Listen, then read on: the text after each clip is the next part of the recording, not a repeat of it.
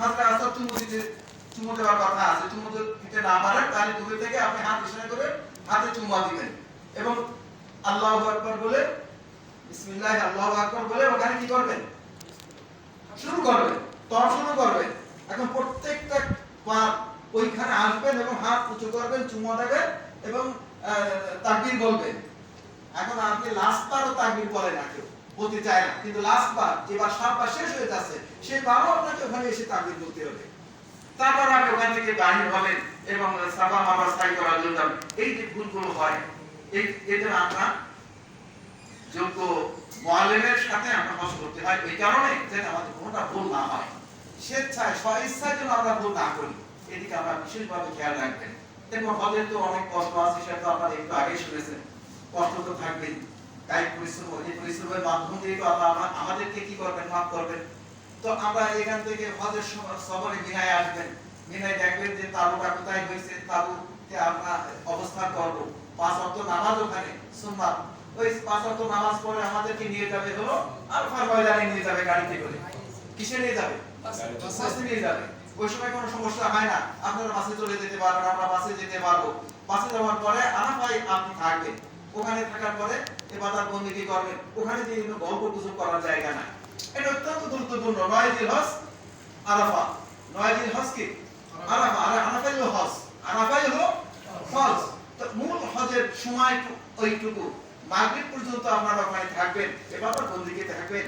বাড়ির গল্প, ব্যবসার গল্প এগুলো করবেন না। কি বল শেখায়, এগুলো আমাদের বাঙালিদের বড় একটা চরম স্বভাব, যে আমরা এক জায়গায় যদি বন্ধু হলি মোটামুটি তার ব্যবসা, তার ছেলে মেয়ে, তার কি, এই ধরনের গল্প আমরা করে আমার সময় নষ্ট করি। এগুলো করা যাবে না, এগুলো চেষ্টা করতে হবে যত সম্ভব আমরা কি করবো, ওখানে ইবাদত বন্দেগীতে সময়টা কাটাবো। কারণ ওই সময়টুকু আল্লাহ পাক এত পছন্দ করেন। আল্লাহ পাকের ধ্বনিতে যখন পুরা আরাফার ময়দান প্রকম্পিত হয়, আল্লাহ পাক এই জিনিসটা ফেরেশতাদেরকে দেখান, দেখো আজকে আমার গোলাম, তারা আমার গোলাম, তারা গোলামি করতে এসেছে। আর কি করতেছে তারা? লাব্বাইক আল্লাহুম্মা লাব্বাইক, দুটো সাদা কাপড় পরে তারা বলতেছে লাব্বাইক আল্লাহুম্মা লাব্বাইক, লাব্বাইক লা শারীকা লাকা লাব্বাইক। আমরা হাজির হয়ে গেছি আল্লাহ আপনার দরবারে। আমরা সেই পবিত্র ভূমিতে, যে ভূমিতে 1 লক্ষ বা 2 লক্ষ 24,000 40,000 যত পয়গম্বর আল্লাহ পাক সৃষ্টি করেছেন, নিয়েছেন, সকলের পদধূলি ওই আরাফার ময়দানে আছে। এবার আছে কি আছে না? তাদের পদধূলির সঙ্গে আপনার পদধূলি যদি মিশে যায় আর আল্লাহ আপনাকে কবুল করে, তাহলে কামাজা ইয়াউমিন ওয়ালাদাতুহু উম্মু, আল্লাহ রাসূল বলেছেন সেজন্য এরকম ভূমিষ্ঠ হলো, ভূমিষ্ঠ হলে যেরকম বেগুনাহ থাকে, সে হজ করে আসার পরে সে তো এরকম বেগুনাহ হজ একজন হাজী হিসেবে আমার কাছে কবুল হয়ে গেল। সুবহানাল্লাহ। তো এইগুলো আমাদের খেয়াল রাখতে হবে যে আমি কোথায় আছি, আরাফার ময়দানে আছি। আরাফার ময়দানে আপনি দেখবেন প্রচুর পরিমাণে খাবার দিচ্ছে, আপনি অত খাবারের জন্য চিন্তা করবেন না, আপনি সময় নষ্ট করবেন না, এতে আপনার ক্ষতি হবে, এতে আপনার পেটের সমস্যা হবে।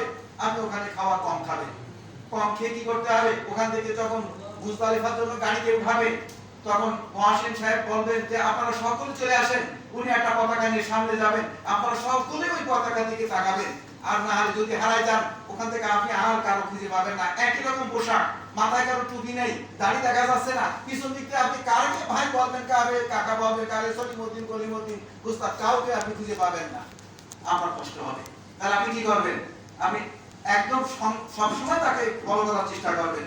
আর না মুজদালিফাতে যদি আপনি, আরাফা থেকে যদি আপনি হারাই যান, তাহলে নিঃসন্দেহে আপনার জন্য অনেক ভোগান্তি আপনার করতে হবে। এই জিনিসটা খুবই খেয়াল রাখতে হবে যে মুজদালিফায় আসা পর্যন্ত যেন আপনি কোনো প্রকারে এই কাফেলা থেকে ছিন্ন ভিন্ন না হন। আমি পারবা না, আমার একজন বড় ব্যবসায়ী, অনেক বড় ব্যবসায়ী গেল যে আরে কসি ভাই দাম দিতে আমি পারবা না, আমি কোনো সমস্যা নেই। এখন পারবনে তো বলে আর তো তার খোঁজ পাচ্ছি না, একবার পুরা 8-10 ঘন্টা তাকে খুঁজতেছি, কই না তো তাকে খোঁজ পাচ্ছি না। সে এক জায়গায় কোন জায়গায় টেলিফোন করে আমার বলতেছে যে ভাই আপনি আমি তো পাচ্ছি না, মনটা খুব একদম কান্দ ভাব। তার আপনি কোথায় আছেন? বলে যে আমি পারবা না, বলে যে ভুল হয়ে গেছে, আমি মনে করেছিলাম যে এটা কোনো ব্যাপার না, সারা ওয়ার্ল্ড ভ্রমণ করি, ওয়ার্ল্ড ভ্রমণ করা এক জিনিস, সারা বিশ্ব ভ্রমণ করা এক জিনিস, আর হজের সফর আর এক জিনিস। এটা আমিরের হুকুম উল্টোপাল্টা করবেন তো আপনার ভোগান্তি আছে। আমিরের হুকুম আপনি পালন করবেন, আমি ছোট হোক, বয়সে কম হোক, এলেমে কম হোক, আপনি যখন আমির তাকে মেনেছেন, তখন আপনি আমিরের আনুগত্য করবেন। আনুগত্য না করলে আপনি কিন্তু ধরাশায়ী হয়ে যাবেন। এই কথা খেয়াল রাখতে হবে।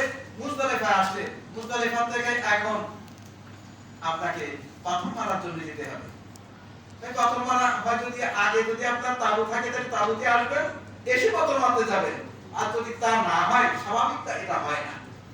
আমরা যতবারই গেছি, আল্লাহ পাক যতবারই নিয়ে গেছেন, ওই মুজদালিফা থেকে ডাইরেক্ট আমরা পাথর মারার জন্য চলে গেছি। পাথর মেরে এরপর আমরা তাঁবুতে আসছি।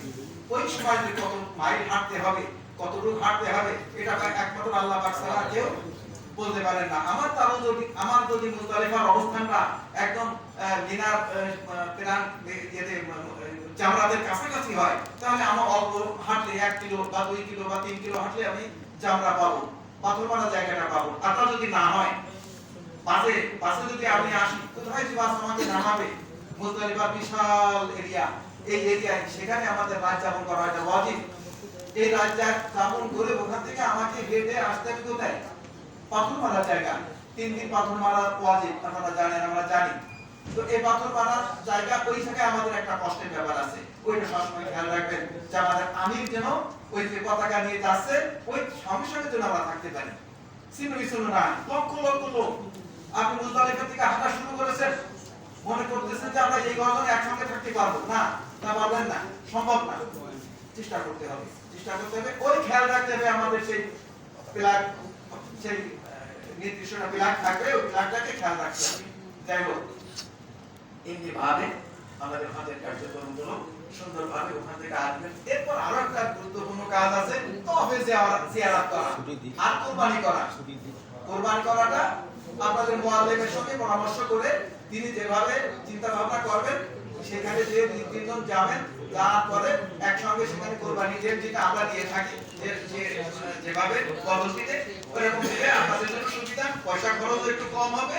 আর তার সহযোগিতা নিয়ে 2 জন বা 3 জন যাবে গাড়িতে, যেয়ে সেখানে কিছু পশু কিনে ওইগুলো কুরবানি দেবেন। আর এরপরে হলো আপনার ফরজ তওয়াফ। এরপরে কি ফরজ তওয়াফ। ওই সময় আপনাকে একটা অত্যন্ত গুরুত্বপূর্ণ একটা